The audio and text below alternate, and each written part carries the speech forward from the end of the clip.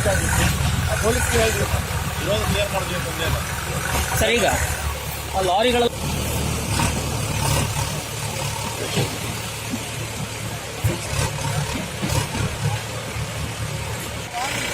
ನೂರು